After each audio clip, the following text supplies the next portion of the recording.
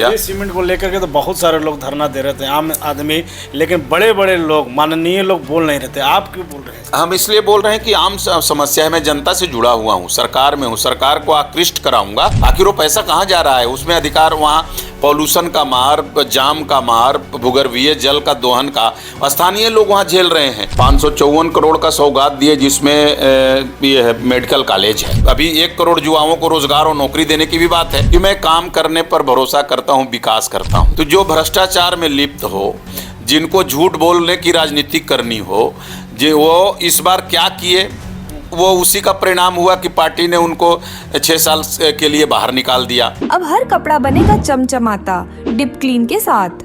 आपका विश्वास, हमारा वादा। निश्चित रूप से निष्कर्ष निकलेगा। देखिए, पिछले 1 वर्ष पूर्व फरवरी में प्रगति यात्रा में हमारे मुख्यमंत्री जी गए थे औरंगाबाद जिला। 554 करोड़ का सौगात दिए, जिसमें ये है मेडिकल कॉलेज है। और उस स्थल पर जहाँ पतलगंगा है देव में स्थित, उस स्थल पर जा कर के उन्होंने उस स्थल का निरीक्षण किया और कहा कि यहीं पर बनेगी। पिछले 1 वर्ष में कुछ कारण ऐसा हुआ कि जो न्यास बोर्ड के अध्यक्ष थे, उनका मृत्यु हो गया जी। अब उसके कारण वो फाइल अटक गया वहाँ। अब उस पर फाइल आगे बढ़ गया है और स्वास्थ्य विभाग को चला गया है। कोई कंडीशन वैसा नहीं हो, कंडीशन होगा भी तो हमारे यशस्वी मुख्यमंत्री विकास पुरुष जी का घोषणा है, वो जो घोषणा करते हैं वो धरातल पर उतरती है वो योजना, और निश्चित रूप से वो वहीं बनेगा मेडिकल कॉलेज। सेशन चल रहा है, क्या कुछ प्रमुख मांग आप अपने क्षेत्र के लिए? हाँ, मांग है। जैसे मेन तो हमने अभी रखा है डिग्री कॉलेज का। रफ़ीगंज इतना बड़ा जनसंख्या का है और वहाँ पे हमारे बुजुर्गों के लिए, युवाओं के लिए, महिलाओं के लिए, बच्चों के लिए अभी तक कोई पार्क नहीं है, व्यायाम करने के लिए कोई जगह नहीं है, उसका भी मांग कर रहा हूँ। हमारे यहाँ सबसे बड़ा SH 101 जो दोनों प्रखंड को जोड़ता है और बॉर्डर गया को भी जोड़ता है, खिरियामा मोड़ से लेकर के मथुरापुर तक जाता है, जो बहुत सघन है। और करीब करीब 3 से 4 बड़े बड़े बाज़ार, जो गांव वाले बाज़ार हैं, खिरियामा हो गया, बेरी हो गया, कासमा हो गया, इसके बाद मथुरापुर, ऐसे जगहों को, बाज़ार को जोड़ता है। और सभी बाज़ार से करीब करीब 20-20, 25-25 गांव जुड़े हुए हैं, यानी काफ़ी गांवों के लोग का आवागमन है उससे। और उसी रास्ते में हमारा इंजीनियरिंग कॉलेज है, जो इंजीनियरिंग कॉलेज में पूरे बिहार से आकर के बच्चे वहाँ पढ़ते हैं, उनको भी आने जाने में परेशानी हो रही है। और आए दिन बच्चों को स्कूल जाने में परेशानी, महिलाओं को आने जाने में बहुत भीड़ होने के कारण उसमें बराबर एक्सीडेंट हो रहा है। तो मेरा वो मांग है उसका चौड़ीकरण का। इसके बाद डिग्री कॉलेज का तो मैंने पहले ही बता दिया। रफ़ीगंज में और कुछ समस्या है अपना नक्सल क्षेत्र का, जो 3 वर्ष पूर्व जो चिलमी से लंगुराही तक का रोड गया था, उसका टेंडर हो गया, पैसा भी निकासी हो गया। और संवेदक के लापरवाही से 3 वर्षों में रोड का कार्य पूरा नहीं हुआ, वो पेंडिंग पड़ा हुआ है। वो बहुत ज़रूरी है। हमारे यहाँ सुदूर इलाका है, नक्सल क्षेत्र रहा है पहले, अब तो कम हो गए हैं। तो ऐसा जो महत्वपूर्ण 10-12 हमारे यहाँ रफ़ीगंज विधानसभा का जो समस्या है, वो हमने प्रश्न डाला है और आज भी डाल रहे हैं। और भी समस्या है कि हमारे यहाँ औद्योगिक क्षेत्र हो गया है औरंगाबाद। औद्योगिक क्षेत्र होने का CSR का जो पैसा जो है हमारे यहाँ श्री सीमेंट का, बाबा एग्रो लिमिटेड कंपनी का और NTPC का, वो बंदर बांट हो रहा है। वो हमारे यहाँ, हमारे क्षेत्र में कहीं जा नहीं रहा है, न कहीं उनका काम दिख रहा है।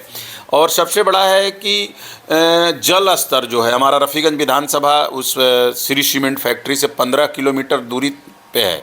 और भूगर्भीय जल के दोहन से वो वहाँ जो जल स्तर है बहुत नीचे चला जा रहा है। कहीं कोई साधन नहीं है, नहर नहीं है, सब वर्षा पे किसान निर्भर हैं। तो जब अब नलकूप और इसमें पानी सब सूख जा रहा है, तो भूगर्भीय जल का व्यवस्था वहाँ बंद कराया जाए, ये भी मांग रखा हूँ श्री सीमेंट में। और CSR का पैसा, और संवैधानिक रूप से हमने पहले भी कहा था कि 25% वहाँ जो लोकल लोग हैं, स्थानीय लोगों को रोज़गार देने की बात है, उस सब नियम को ताक पे रखते हुए उद्योगपति जो वहाँ उद्योग लगाए हैं, विशेषकर श्री सीमेंट हो गया, एनटीपीसी हो गया और आपका ये बाबा एग्रो मिल हो गया। श्री सीमेंट को लेकर के तो बहुत सारे लोग धरना दे रहे थे, आम आदमी, लेकिन बड़े बड़े लोग, माननीय लोग बोल नहीं रहे थे। आप क्यों बोल रहे हैं? हम इसलिए बोल रहे हैं कि आम समस्या है, मैं जनता से जुड़ा हुआ हूँ, सरकार में हूँ, सरकार को आकृष्ट कराऊंगा कि इसमें सरकार बदनाम हो रही है। हम लोग जाते हैं जनता के बीच में, कोई लाभ नहीं है। सीएसआर का पैसा से हमारा विकास होगा क्षेत्र का, आखिर वो पैसा कहाँ जा रहा है? उसमें अधिकार वहाँ पॉल्यूशन का मार, जाम का मार, भूगर्भीय जल का दोहन का स्थानीय लोग वहाँ झेल रहे हैं और लाभ कहीं कोई दूसरा कोई ले ले, तो ये तो मेरा हक है।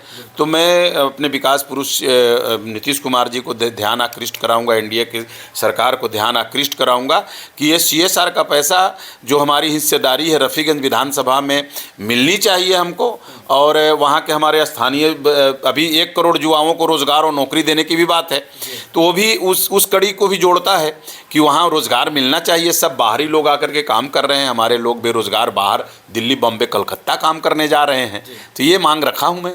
एक सवाल और होगा आपसे, आप अभी चुनाव जीत करके आए हैं, लेकिन इससे पहले भी जो आपके प्रतिद्वंदी के तौर पर रहे हैं, आपके पार्टी में थे, अब तो पार्टी ने निकाल दिया। उन्होंने कहा है कि आने वाला जो विधानसभा या लोकसभा चुनाव है वो चुनौती देंगे खुल करके।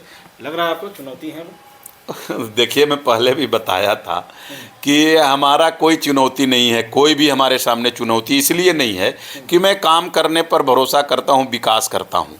मैं जब पद पर नहीं था तो भी पहले आप जान रहे हैं कि मैं विकास किया हूँ। मैं न झूठ बोलता हूँ राजनीतिक में, न कहीं ऐसा अफवाह फैलाता हूँ, न मैं भ्रष्टाचार करता हूँ। तो जो भ्रष्टाचार में लिप्त हो, जिनको झूठ बोलने की राजनीति करनी हो, वो इस बार क्या किए, वो उसी का परिणाम हुआ कि पार्टी ने उनको 6 साल के लिए बाहर निकाल दिया।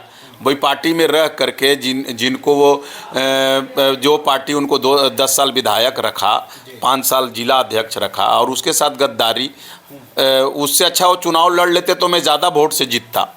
हाँ, जितना वो प्रत्याशी जो महागठबंधन के प्रत्याशी के साथ मिल करके जो भीतरघात करने का काम किया, उसका ऑडियो वीडियो सब है, और उसी को संज्ञान में लेते हुए पार्टी ने उनको पार्टी से बाहर निकाला है। कहाँ की चुनौती?